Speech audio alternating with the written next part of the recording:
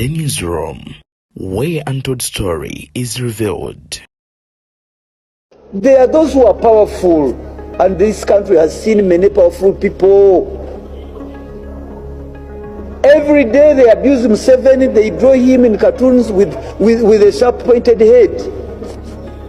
Because this is politics. If you do not want to be criticized, stay in your house. Don't come to politics. Next, the Speaker said in response to the Honourable Ssekikubo that that manyanga you are bringing, leave it for your Kampala house. Here we are only handling Northern Uganda. Speaker Nagana. People who were not happy at all that now Senyonyi is the leader of the opposition. Luliye yali Zake ne bamugoba. Nga bayisewo emyezi 3 ne bateesa ne beegabira ssente ezitukola ki? Ezituleetera gonderuka bano. Mwegabira mutya.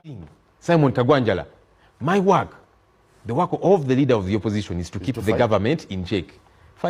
Ensonga z'olunaku olwaleero njagala tugende maaso n'okubeera nga tuzikwata kintu kikulu ate obaoliawo tuzitunuulire n'obwegendereza kw'oteeka ate obwekkaanya obw'ekika ekyawaggulu ennyo nnyini ddala. Leader of opposition Joel Ssenyonyi enkya lunaku olwaleero avuddeyo n'agenda mu maaso n'okubeera ng'ategeeza nti omubaka amanyikiddwa nga Lumu owa Mityana okuvayo okubeera ng'aleeta ekiteeso eky'okubeera nga balonda leader of opposition atakyewuunya ate era kyandibadde kirungi nnyo singa ensonga zonna ziba zitunuuliddwa. Kakati nno ye Ssekikubo ne kakati akyebuuza kiki ekituufu ekiri ku mutima gwa sipiika Anita Among na lwaki yeeyisa mu ngeri emufuula okuba nga atali muntu. Onojjukira nti Honourable Ssekikubo bwe yavayo n'ayimuka nga bali mu bitundu by'eggulu n'agamba sipiika nti waliwo ensonga ebadde ekyali mu ddiiro gye twetaaga okugenda mu maaso n'okuba nga obaoliawo tumaliriza. Sipiika Anita Among yamugamba no please, amanyanga gaago tujja gawuliriza nga tuzze e Kampala. Kyokka mu lutuula lwe lumu olwa Parliament lwe lwateesebwamu ekiteeso ekyokubeera nga bagamba nti leader of opposition alina londebwa babaka mu Parliament ate era agibwemu obwesigwe ababaka abo singa baba tagenze mu maaso nakubeera ng'akola bo bye baagala. Ajjukira nti ssemateeka w'eggwanga lyattu Uganda akkiririza ddala ekibiina ekiba kiddiridde ekisinga oba ekisinga ababaka abangi aba opposition mu Parliament okubeera ng'ekibiina ekyo kye kironda omukulu akulira opposition oba tumuyite leader of opposition. Nga bulaba mu biseera bya FDC Dr. Kano Kizza Besigye bwe yagenda maaso n'okubeera ng'agamba nga yalina okulonda leader of opposition. N'olabanga kakati ababaka ba NUP nga be bangi ku opposition nti His Excellency Robert Kyagulanyi Ssentamu yalina okubeera ng'alonda. Kati ensonga ezo bwe zityo nkugambye si birungi n'akamu. Nkusaba video soko gimpereka like etambulire ddala ate tuke nawe kwoyo ali yetaazo giraba. Omubaka Katabazi Charles ono n'avuddeyo n'agenda maaso n'okubeera ng'ayambalira speaker Anita Among era ebibye si birungi. Saidi zeyo nzikiriza n'obwombeefu obw'ekika ekyawaggulu nkutegeeze nti nno tuteekebwamu ensimbi Sheikh Ashraf Demba omusomi w'eddua mukubireko Christmas ebyokuminemu wansajja kugenda maaso n'okubeera nga akuyamba. Katandikire wano n'emboozi y'omusajja mukulu omubaka Walwemiyaga amanyikiddwako nga Honourable Theodore Ssekikubo. Ono nno yagamba lekerawo speaker okwemeza ebiwawaatiro kw'oteeka amampaati mpanti. There are those who are powerful, and this country has seen many powerful people. Every day they abuse Museveni, they draw him in cartoons with a sharp pointed head. Because this is politics. If you do not want to be criticized, stay in your house. Don't come to politics. Toyinza kubeera ng'oli w'amaanyi nnyo n'ogamba buli omu ojja musiba.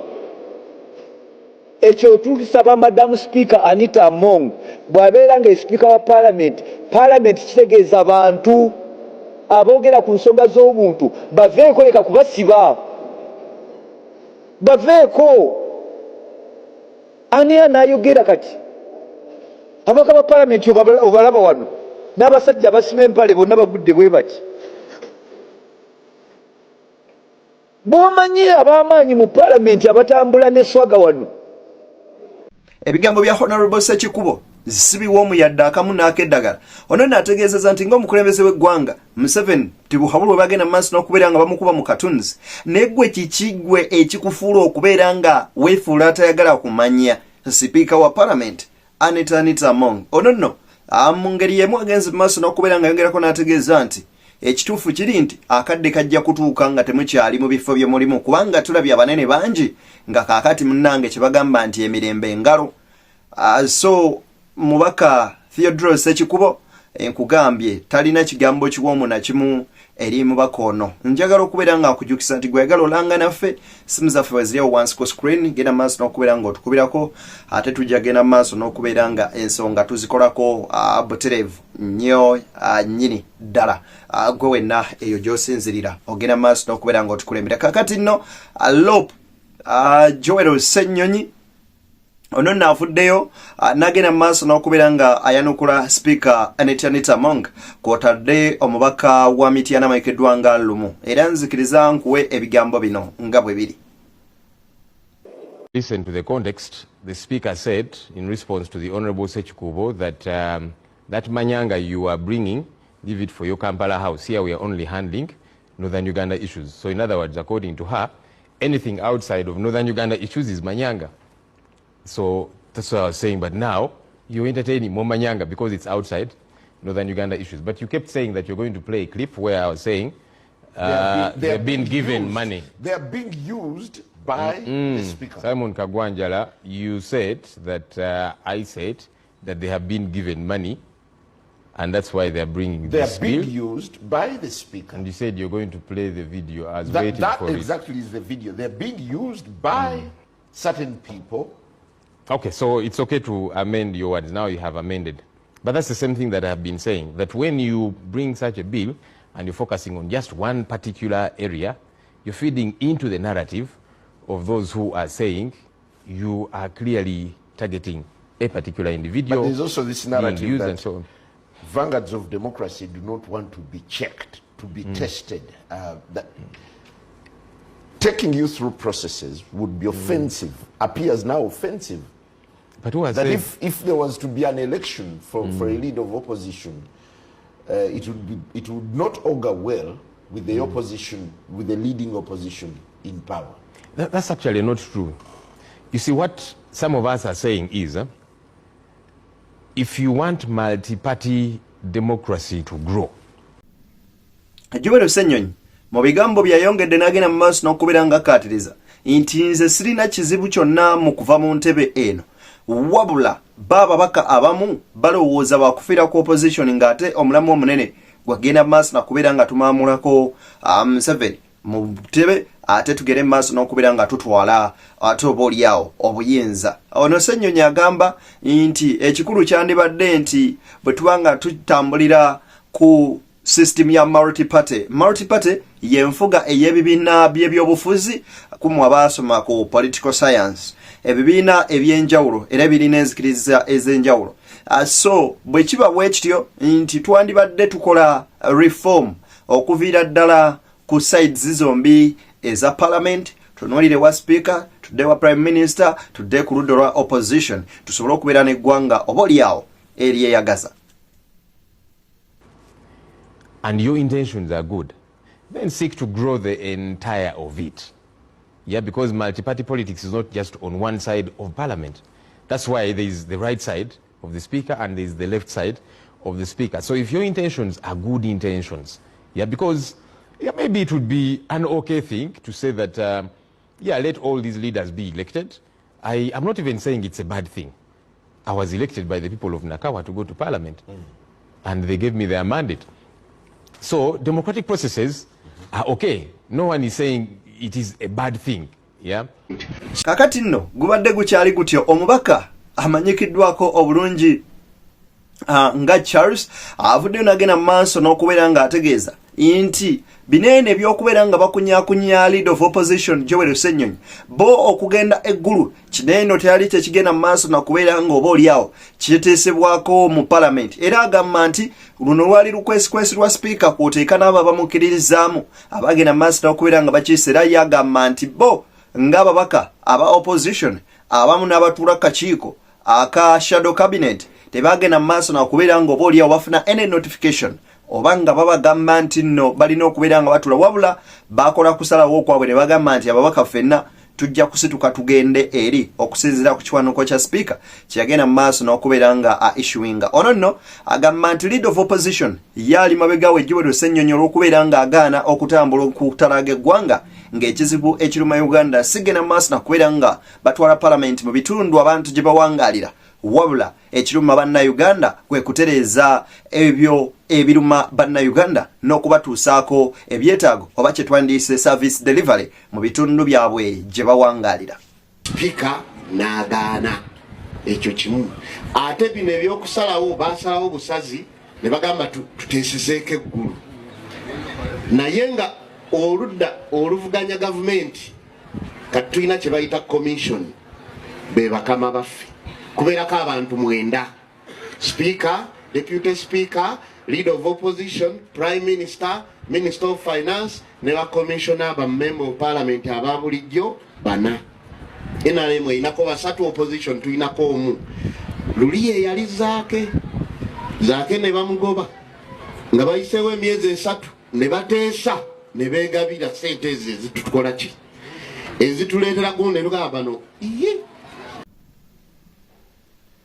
akakati nnono wano wansinziridde n'agamba nti nga bwe mulaba ekyeggulu n'ebya Mathias Mpuga Nsamba bwe bityo bwe byali ne bakamishona banne era nga bano bakola olukwesikwesi ne speaker okubeera nga bamaamula Honorable Francis Zaake ku bwa kamishona ne bagenda mu maaso n'okubeera nga bayisawo ebyabwo natugambye nti waite emyezi 3 gyokka ne bagenda mu maaso n'okubeera nga beegabira biliyoni 1 mu obukadde 7 ezibadde zibafuukidde akayinnya mu ngato ono nno agamba bino byonna gavumenti yene ebikola naye bo babatunuulidde n'amaaso abiri era balaba buli ekigenda mu maaso n'okubeera nga kikolebwa nga bayiseewo emyezi 3 ne bateesa ne beegabira sente ezitukola ki ezituleetera gunde lugabano mwegabira mutya yadde mwe mugabanya sente za parliament ne mwegabanya mutya kati mulimu abantu abeerimbika mbu zaayisibwa parliament ye yaziisa tuziisanga za commission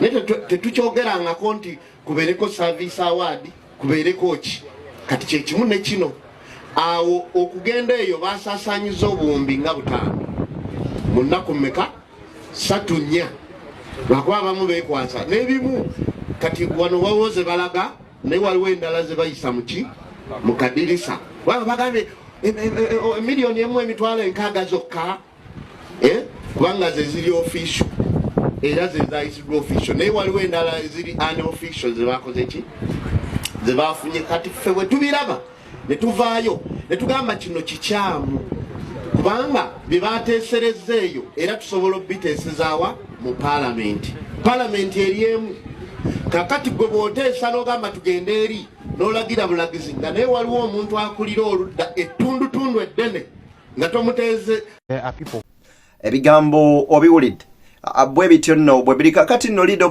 of opposition Honorable Joel Ssennyonyi Bisekezi avuddeyo n'agenda mu maaso n'okubeera ng'ategeeza nti newankubadde ayita mu bino byonna grupu y'abantu bangi naddala abali mu opposition nga kwoteeka bali mu government abatamwagaliza kalungi konna era n'okuva lwe yafuna ekifo ky'obwa leader of opposition bangi kibaluma naye ye agamba nti neyamye okubeera nga sigenda lekulira bantu bange naddala abantu bannakawo abavaayo ne bannonda ndi wagenda mu maaso n'okubeera nga nkola ekyo ekinsaanidde okukola n'okubalabisa ono nno agenze mu maaso n'okubeera nga alabisa musajja mukulu amakiddwa nga Kagwanya namugamba Simon bino ebintu obitegeera ova mu kwebuzaabuza nga omukadde afuka anaaba. We are not happy at all that now Ssennyonyi is the leader of the opposition. You saw the voices right from the word go. How can they do this? As if there are no other people who have been in politics much longer, who are older. This guy is a young man. This is his first time in Parliament. Just hold on. Protracted battle. Because you did ask a question, yeah? This guy, first of all, is young. 2, this is his first time in Parliament. There are people who have been in Parliament here for 15 years, and so you did hear the voices. Even before I got into office, yeah? So there are people who have never been happy, and they'll never be happy. And that's okay. Unfortunately for them, so they can be unhappy all their life. It's okay, leadership is as such. So yeah, from the word go, there are those who set out to say, we are unhappy and maybe we shall fight or whatever the case might be, and that's okay. I actually tend to thrive when there is opposition against me, when there is, animosity and all things thrown at me. I'm working. Simon Kagwanjala, my work, the work of the leader of the opposition is to keep the government in check. Fighting is your conscription. You can use another word, depending on how broad or narrow your vocabulary is, Simon. Well, use any word. Narrow, you're fighting. That's okay. So now, according to your vocabulary, that's okay. But I'm doing my work. When I'm talking about corruption, speaking out against it, fighting it, using your word, that's my job. When I'm tackling bad governance, that's my job. When I insist on accountability, that's my job. Do you know the work of the leader of the opposition, Simon? Yes, I do. Pretty well. What's the cardinal role of the LOP? Play oversight, keep government in check. That's the cardinal role. And that's what I'm doing. Joel Ssenyonyi nabagambako olunaku lumu nti omusajja mukulu ono bw'oba omugoberedde n'owuliriza ebigambo bye eky'amazima amatuufu kiri nti omulenzi amanyikiddwa nga LOP Joel Ssenyonyi ate si mwangu yadde akamu anaako eddagala. Kakati nno wano Madam Teacher Honorable Betty Nambooze Bakireke wasinziridde n'agenda maaso n'okubeera nga alumba omulenzi amanyikiddwa nga T. Amale oba tumuyite Toby. Omuvubuka ono yavaayo ojjukira bemu ku baali babizonto ye nno n'asalawo okubeera nga aweereza President Museveni. Ono ne yavuddeyo n'ategeeza nti Abaganda mwenna Museveni asaana ne mutabani we kwoteeka ssala okukunama n'ebigambo ebirala ebyabadde ebiwemu ennyo byesinza kuyisa mu kamwa, wabula n'abagamba musaana bakomba bigere Abaganda mwenna mubavunnamire kwoteeka muhoozi. Kakati nno Betty Nambooze Bakireke agenze mu maaso n'okubeera nga avaayo n'amwambalira n'amugamba tutwale erito tujjaako akamanyiroko. Betty Nambooze Bakireke nkugambye akombye kwerima byonna nzikiriza ate mbikuwe mu bujjuvu bwabyo owerabire ku Nambooze engeri gyaliddemu enjuki. Enzi bangambye simanyi keyita ka Amale simanyi era ndowooza Male akayogedde ebigambo ebikikinike ku Buganda. N'olaba omuvubuka n'asituka n'akunamira Buganda enkya ne bamuwa obwala disinga akunamidde Ssaabasajja Kabaka kyokka ne yeeyita mbu kisa kyaki oyo kisa kya sitaani. Naye n'alabikako ne mu palamenti ne bamwaniriza n'omwaniriza nti atazze kuloopa abasajja ba Kabaka abali ku mirimu egy'ensonga. Mazima omuntu n'ajjamu empale n'akunamira Kabaka n'addamu n'atambula e Buganda ne bamuwa n'obwala disinga bamwebaza. Kyova olaba n'omulala enkyakikola. Nze neewuunya wano waliwo akalenzi kayisa mu Kabaka amaaso ne koogera ebigambo ffenna okumanya omwana oli yayokola ebintu ebyatumala enviri ku mutwe abantu bonna buli omu yalinga azibye omumwa waatudde. Naye kooti yafunye n'amaanyi buddayo keeka era ali mu byalo bya Buganda ayina ekivaamu ng'abantu abalala bagamba nti wamma okuvuma ku Kabaka si kibi nti si kizibu era mulinda Ssaabasajja Kabaka asituke. Nedda bannange ng'atalina bantu be. Nedda bannange abantu ba Kabaka mwangu wekyukyu talwana yefe abalina okumutaasa. Weewaawo ku Sande ejja tugenda kutandika okusunsula ensonga eno emu ku emu nga bwe tulaga abantu oba mmwe abaana ba Buganda naddala mmwe abavubuka abato ab'amaanyi wawe mulina okutandikira bwe muba temwatandika dda.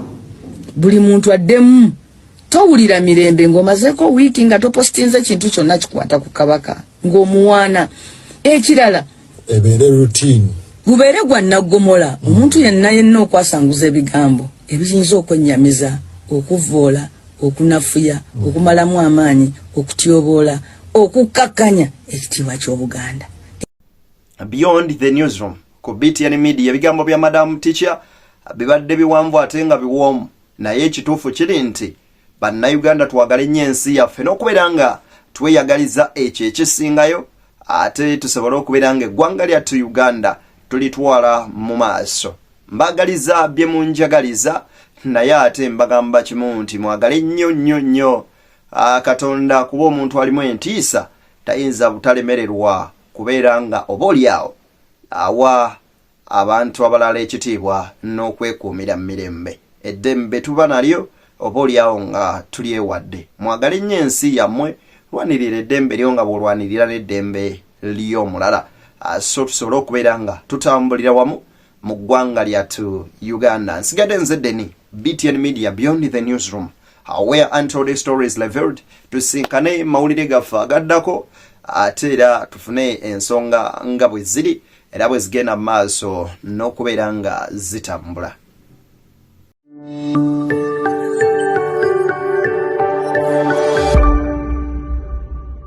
Beyond the Newsroom, where untold story is revealed.